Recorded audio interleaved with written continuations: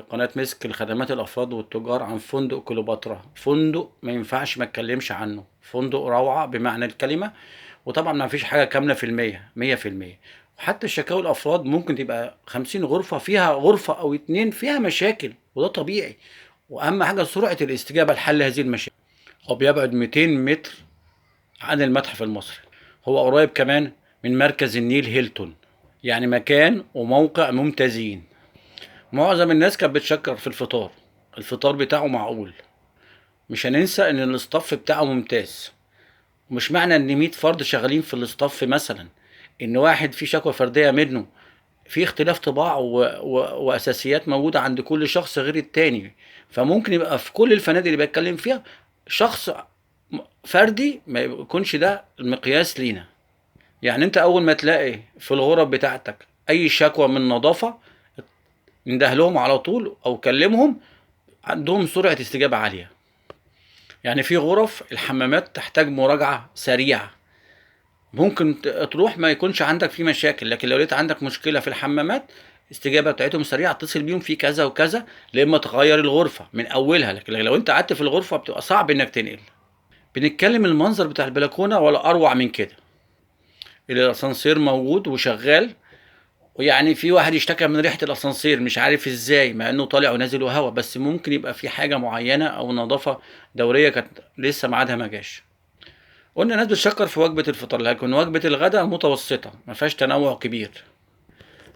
في معظم الغرف ما فيش لا كاتل ولا فوط. مع ان انا تواصلت مع رواد راحوا فقالوا في كاتل، فمعنى كده ان في غرف فيها كاتل وفي غرف ما فيهاش، والفوط عموما مش موجودة.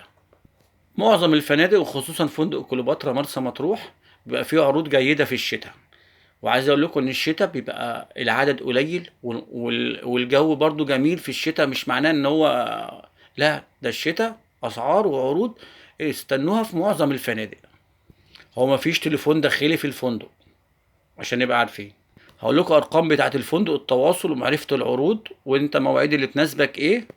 010 7 3 صفار 8 1 1 2. 010 7 3 صفار 8 1 1 2. التليفون التاني 010 2 1 3 7 9 0 9 4. 010 2 1 3 7 9 0 9 4. تليفون الخط الساخن 505 7 0 5. 505 7 0 5.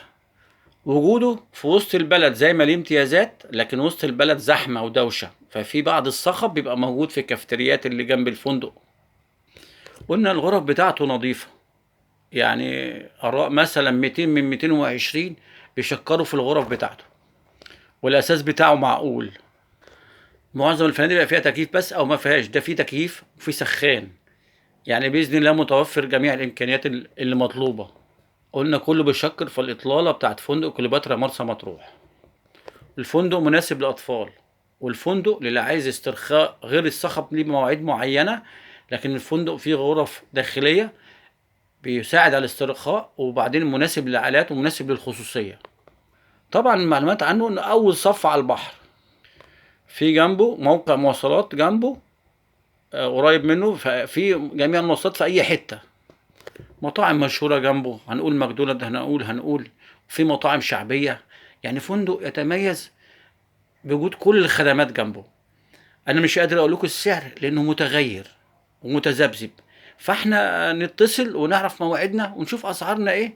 لكن انا بنصح بيه لانه من الفئه المتوسطه اللي هو ممكن 3 نجوم، هيبقى سعره برضو معقول. قناه مسك لخدمات الافراد والتجار، اذا كنت قدمت لك اي معلومه مفيده رجاء اعمل لايك والاشتراك في القناه. والسلام عليكم ورحمه الله وبركاته.